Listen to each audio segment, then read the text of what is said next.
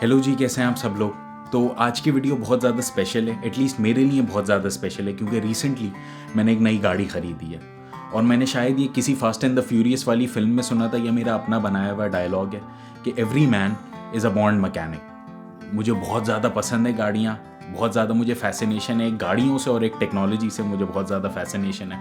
और मेरा हमेशा से ड्रीम है कि मैं एक अच्छी से अच्छी गाड़ी ख़रीदूँ, सबका ड्रीम होता है। तो इस गाड़ी ख़रीदने के पीछे एक कहानी है, वो कहानी मैं पहले आप लोगों को सुना देता हूँ। तो आप लोगों ने मेरी बहुत सारी वीडियोस में देखा होगा कि मेरे पास एक किया सीट थी 2010 की।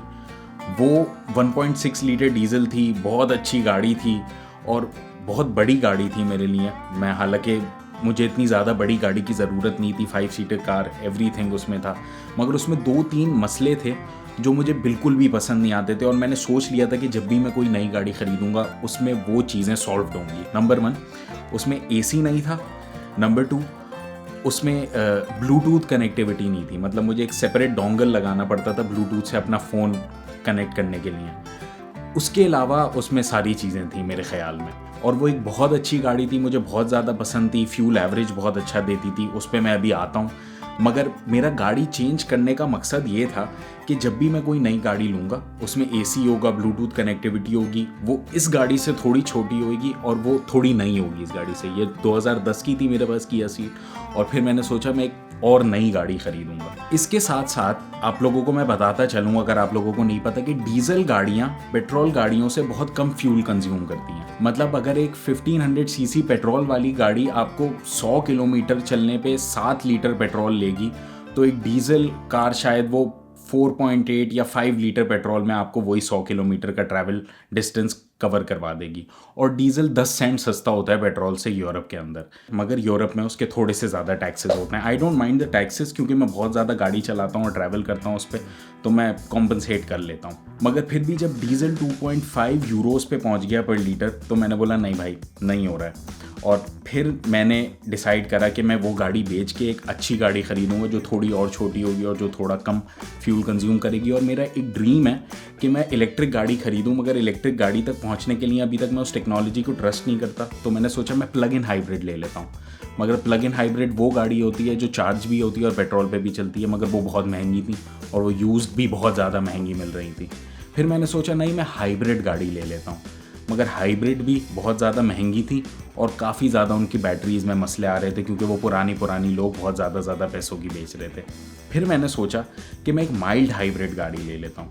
माइल्ड हाइब्रिड गाड़ी बिल्कुल एक नॉर्मल गाड़ी की तरह होती है, मगर वो एक सिग्नल पे अगर आप रोको तो वो बंद हो जाती है और बैटरी पावर पे चलना शुरू करती है। उसके अंदर एक छोटी सी बैटरी लगी हुई होती है, वो आपको जब आप स्टार्ट करते हो तो एक अचानक सा बूस्ट देती है, तो इतना ज़्यादा पेट्रोल कंज्यूम नहीं करती, और वो कंपैरेटिवली एक नॉर्मल कंबस्शन इंजन वाली गाड़ी से ज़्यादा अच्छा फ्यूल एवरेज देती है। फिर मैंने बस सोच लिया कि मैं अब गाड़ी चेंज करूँगा, और मैंने अपनी किया सीट फेसबुक मार्केट पे लगा दी। मैंने तकरीबन वो 1700 यूरोस की ख़रीदी थी जब ख़रीदी थी 1 साल पहले, और मैंने उसमें 200-300 यूरोस के अपग्रेड्स करवाए थे, उसका थोड़ा बहुत काम था वो करवाया था, और मैंने उसको 3000 यूरो की फाइनली फेसबुक मार्केट पे बेच दी। अब 3000 की गाड़ी तो बेच दी, मगर अब मुझे एक नई गाड़ी चाहिए थी, और वो नई गाड़ियाँ सारी महंगी थी। और मेरे 3-4 रूल्स थे कि इन 3-4 रूल्स, अगर ये 3-4 चीज़ें गाड़ी में नहीं हुई तो मैं गाड़ी नहीं खरीदूंगा। Number 1 Bluetooth, number 2 AC, number 3 कि वो गाड़ी का इंजन साइज़ और उस गाड़ी का ओवरऑल साइज़ थोड़ा सा किया सीट से छोटा होना चाहिए था। मतलब वो 1600 सीसी से कम होनी चाहिए थी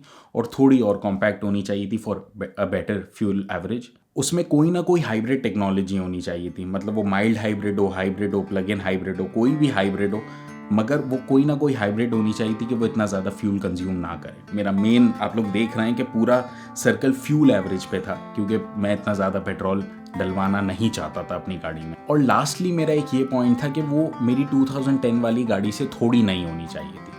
तो फिर मैंने अपनी गाड़ी फेसबुक मार्केट और तमाम मार्केट प्लेसेस पे जितनी भी यहाँ फिनलैंड में होती हैं, मैंने गाड़ी ढूंढना शुरू करी, और 2 दिन ढूंढने के बाद फाइनली मुझे 70-80 किलोमीटर दूर एक गांव में एक निसान पुल्सार नज़र आई। और उस गाड़ी की फ़ोटोज़ देख के मैंने बोला नहीं, दिस इज़ द कार। और वो मेरी बेची हुई गाड़ी से थोड़ी सी ही ज़्यादा महंगी मिल रही थी, तो मैंने बोला नहीं, वो 2015 का मॉडल था, मेरी गाड़ी से आधी चल चुकी थी। मतलब मेरी किया सीट 3 लाख किलोमीटर चल चुकी थी और वो सिर्फ 180,000 किलोमीटर चल चुकी थी। ये फैक्ट है, यूरोप में 2-3 लाख किलोमीटर्स आराम से गाड़ी चलती है, कोई भी बगैर कोई इंजन का काम करवाए हुए, कुछ भी करे हुए। मतलब वो गाड़ी सारे टिक मार्क्स चेक कर रही थी जो मुझे एक अपनी नई गाड़ी में चाहिए थे। तो मैंने सेम डे उस बंदे को कांटेक्ट करा और मैंने बोला मैं तुम्हारी गाड़ी देखने आ रहा हूँ। और भाई जैसे ही मैं उस गांव में पहुंचा, वो एक तो गांव बहुत ज़्यादा खूबसूरत था। मैंने इंस्टाग्राम पे एक शॉर्ट अपलोड करा था, यूट्यूब पे भी एक शॉर्ट अपलोड करा था, आप लोग वो जाके देख सकते हैं। मैं जैसी गाड़ी देखने गया, मुझे वो गाड़ी बहुत ज़्यादा पसंद आ गई और फिर मैंने खड़े खड़े वो गाड़ी ख़रीद ली। ये मेरी कहानी है कि मैंने कैसे किया सीट बेच के निसान पल्सार ख़रीदी। और यहाँ गाड़ियाँ बेचना और ख़रीदना असली में इतना ही आसान होता है जितना मैंने बताया है। फेसबुक मार्केट पे एक गाड़ी देखो और दूसरी जाके गाड़ी ख़रीद लो। इतनी ही आसानी से मैंने 2 दिन के अंदर एक नई गाड़ी ख़रीद ली और मुझे इस गाड़ी से प्यार हो गया। जो किया सीट थी वो लॉन्ग पे मिनिमम अगर जाती थी तो 4.5 लीटर डीजल तो लेती ही लेती थी 100 किलोमीटर का, मगर ये वाली गाड़ी सिर्फ 3.2 लीटर डीजल लेती है। यहाँ के पेट्रोल में पता नहीं जादू है क्या चीज़ है, यहाँ का फ्यूल बहुत ज़्यादा अच्छा होता है। मतलब 3 लीटर पेट्रोल डलवा के मैं 100 किलोमीटर गाड़ी चला सकता हूँ। और इसमें सारी मॉडर्न टेक्नोलॉजी और 2015 की, मुझे इस गाड़ी से सच में प्यार हो गया। मैं हर वक्त इस गाड़ी के, मेरा बस चले तो मैं अब बहाने ढूंढता रहता हूँ कि मैं कब जाऊँ और गाड़ी चलाऊँ, और मैं बस इंतज़ार करता हूँ कि कोई काम निकले और मैं जाके गाड़ी चलाऊँ अपनी। सब कुछ है इसमें। खैर वीडियो बहुत ज़्यादा लंबी हो गई है, मगर अब वो फाइनली मोमेंट है कि मैं अपनी गाड़ी रिवील करूँगा, मेरी नई गाड़ी, my new Nissan Pulsar mild hybrid technology के साथ।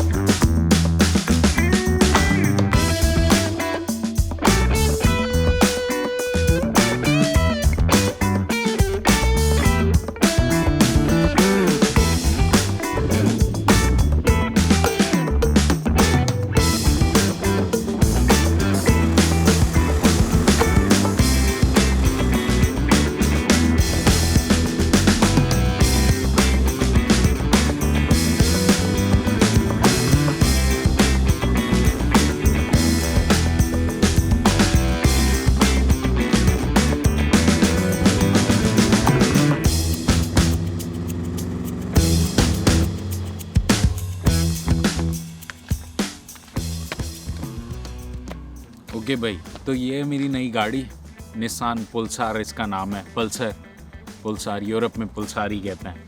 तो और ये इसकी चाबी है, इसमें सारी बेल्स एंड विसल्स हैं गाड़ी में। और ये मेरी फेवरेट गाड़ी है, सबसे नई गाड़ी है मैंने ख़रीदी आज तक की, 2015 का मॉडल है ये, मगर ये मेरी नई गाड़ी है। अब मैं अपनी सारी फैसिनेशंस जो है ना ट्रैवलिंग बाय रोड वाली, वो कंप्लीट कर सकता हूँ, क्योंकि मेरा बहुत दिल है कि मैं रोड ट्रैवल करके गाड़ी पे और मुल्क घूमने जाऊं। तो अब इस गाड़ी की मदद से वो मैं पूरे कर सकता हूं। और इस गाड़ी में सारी बेल्स एंड विसल्स हैं, मतलब इतनी बड़ी भी नहीं है, कहीं भी पार्क हो जाती है। साउंड सिस्टम इसमें है, ब्लूटूथ कनेक्टिविटी है, एसी है। तो यहाँ हालांकि गर्मियाँ बहुत कम टाइम के लिए आती हैं, मगर सारी चीज़ें। तो I really like the car. अब हम किसी और मुल्क में मिलेंगे, आई होप, इस गाड़ी पे ट्रैवल करते हुए, वीडियोस बनाते हुए। तो इसलिए अगर आप लोगों ने अभी तक सब्सक्राइब नहीं करा है तो please subscribe for the upcoming videos.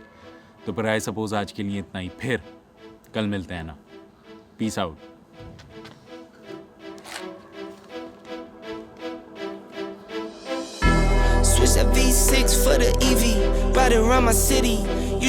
और भाई आप लोग हैरत में नहीं आ जाइएगा कि 3000 यूरो की गाड़ी बिक गई और इसने थोड़े से पैसे डाल के एक 2015 की गाड़ी ख़रीद ली। यहाँ पे गाड़ियों की वैल्यू बहुत ज़्यादा तेज़ी से डिप्रिशिएट होती है।